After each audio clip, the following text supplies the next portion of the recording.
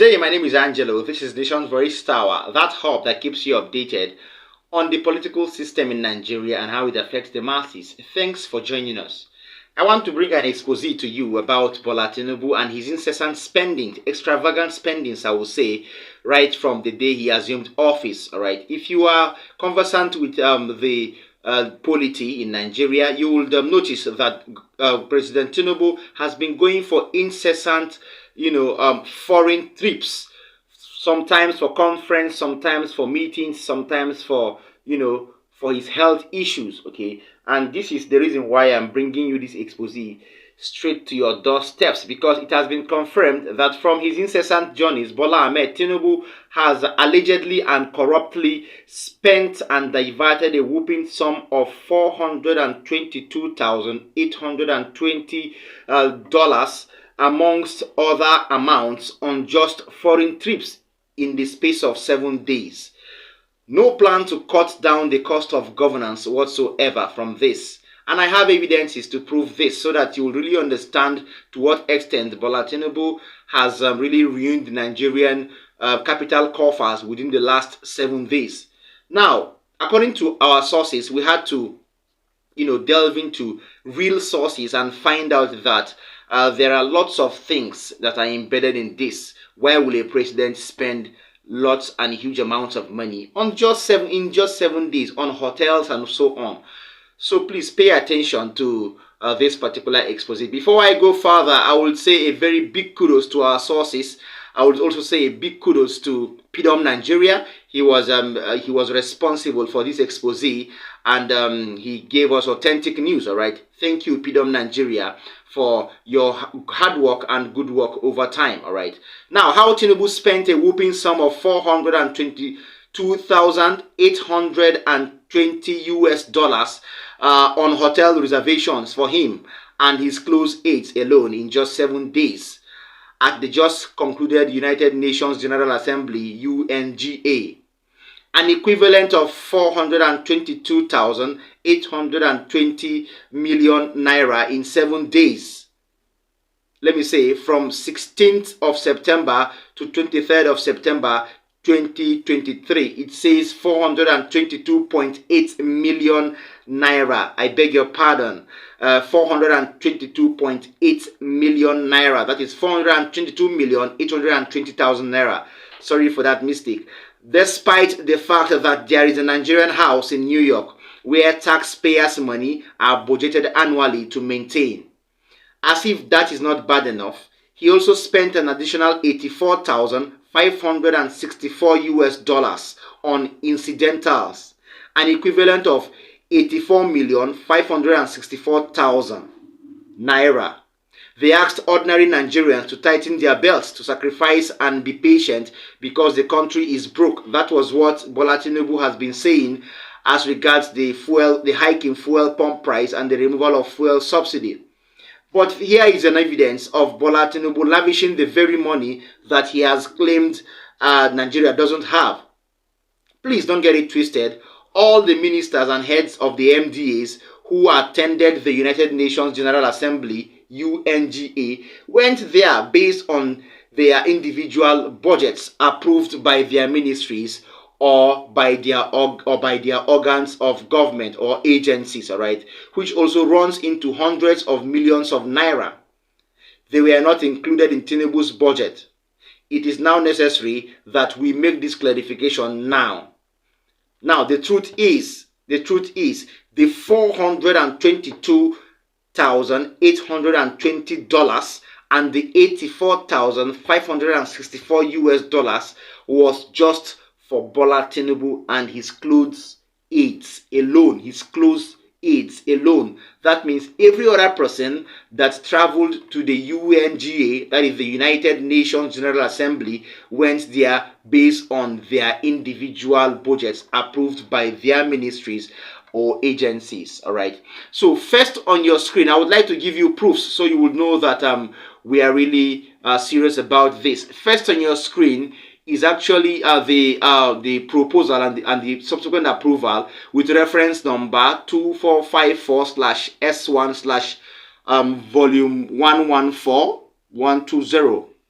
Yeah, approved on 11th of September 2023. A memo from the State House, all right, it says Mr. President's participation at the 78th session of the United Nations General Assembly, UNGA, New York, from 17th to 23rd September 2023. Okay, as you can see on that, there are amounts. It says in the second paragraph, in furtherance to the above, therefore, the hotel has given up to 12th September 2023 to make 100% payment of the sum of 422,820 US dollars. All right, only being the total cost for the rooms reserved as analyzed in the attached. The bank details of the hotel are as follows. You can see Bank of America. It's found at number 100 West 33rd Street, New York, and with the account number 44513646676, and with account name St. Regis, New York. All right, these are the details of the hotel where these amounts were paid. Okay, amounts in the sum of 422,820 US dollars. That was the exact amount paid for the hotel reservation of Bola Ahmed Tinibu and his close aides alone. Okay, now in the last paragraph it says also the sum of 84,564 US dollars, only representing 20% of the cost of hotel reservations, is required as incidentals. Okay, you can see the stipulated proposals for the amounts of money and subsequent payments in this particular leaflet or this document. The prayers are, accordingly, Mr. President is humbly invited to kindly consider and approve the payment of 422,820 US dollars for St. Regis Hotel, New York, through the bank details provided in the memo. B, it says the release of 84,564 US dollars as the cost of incidentals. And C, it says that the Federal Ministry of Finance, Budget and National Planning make adequate arrangements to effect the release from the 15% wheat grain levy pool account. That is where that money is coming from. Finally, the fifth prayer says, most respectfully submitted for your kind consideration and approval from Engineer Adebi O. Olofunsho, the Permanent Secretary, signed, done and dusted. These are proofs to show you that there are lots of amounts of money going down the drain. Why will a president travel for just a conference and spend this amount of money? And you keep on telling us that Nigeria or Nigerians need to be patient in order to enjoy the dividends of governance? Is this feasible? This is not in any way feasible. Okay, so this is why I'm bringing this expose, so that you will know that really the APC government under Bola Ahmed Tinibu is not cutting down governance or the cost of governance whatsoever.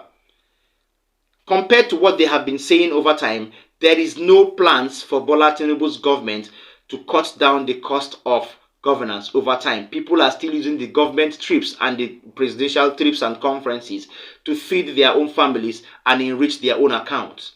This should stop earlier than ever. This expose is legitimate, real and authentic. Make it go viral, because the whole Nigerians and the whole world needs to know how much Nigerian president has spent in 7 days, thereby impoverishing the Nigerian coffers. That is that on that particular update. Secondly, Governor Sim Fubara has called on the Nigerian army to desist from aiding at some level of oil theft in the South.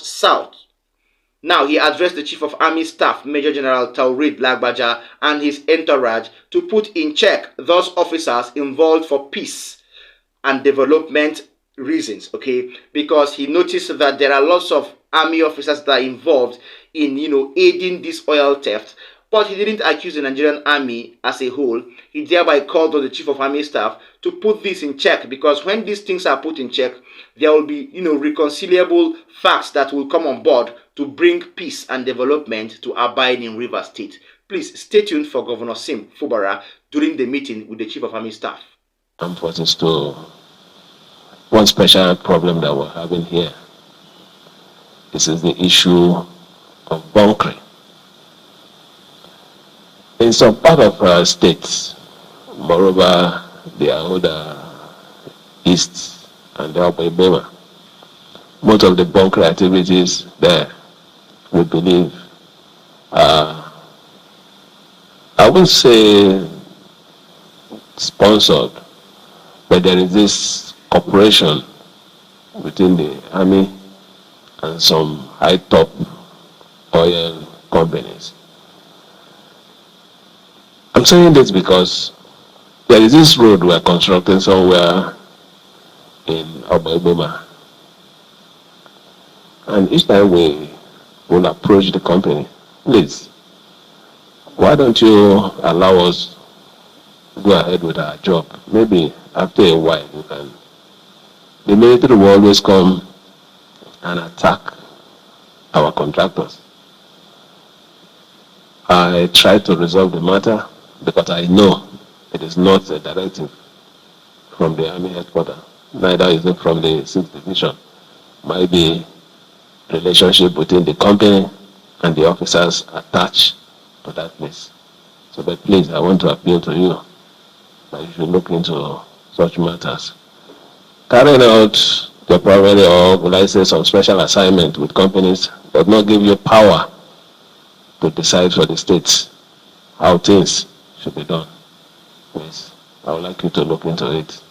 Apart from that, I think we already enjoy a very wonderful relationship with your people, and I can assure you that we'll continue to have that robust relationship. On your assumption of office, your target has been, as stated by the president of their country, is to ensure that there is peace and unity in all sectors. And on our part, as a state, we have already keyed into that vision to make sure that whichever way we can support not just the army, but all military formation to carry out their duties and to ensure that the purpose of their primary assignment are achieved. We have never relented on it. All right, that was it there.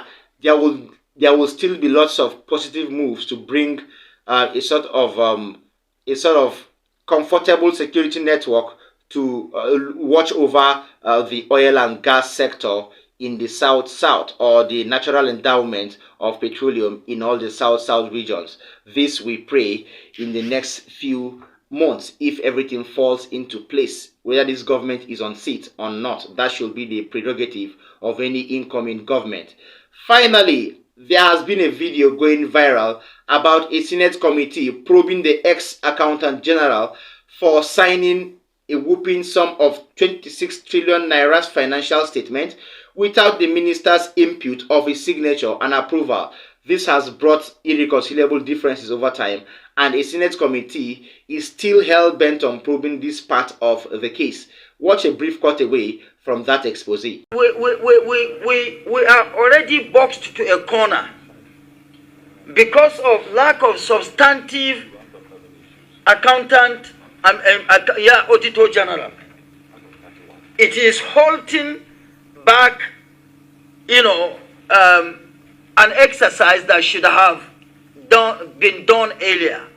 Now, if the co-signing of a document by the accountant general and the minister also becomes another problem, so that means the problem of the financial sector as far as accountability and transparency is concerned will have no end. That is it.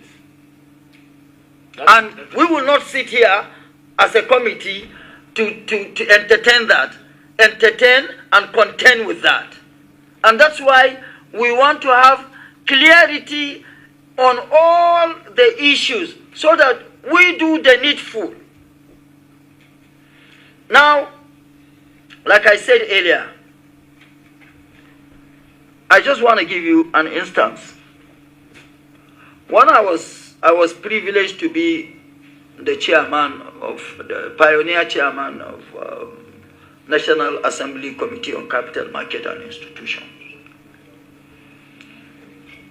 I kept telling stakeholders of corporate Nigeria that, look, most of you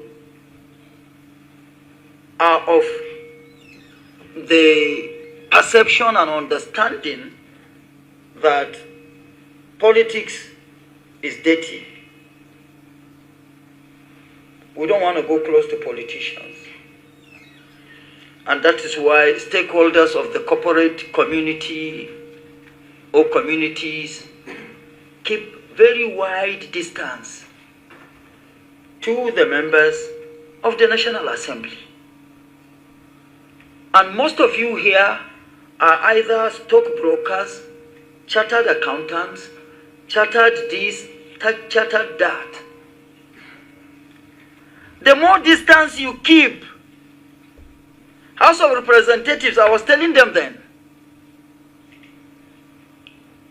has 360 members.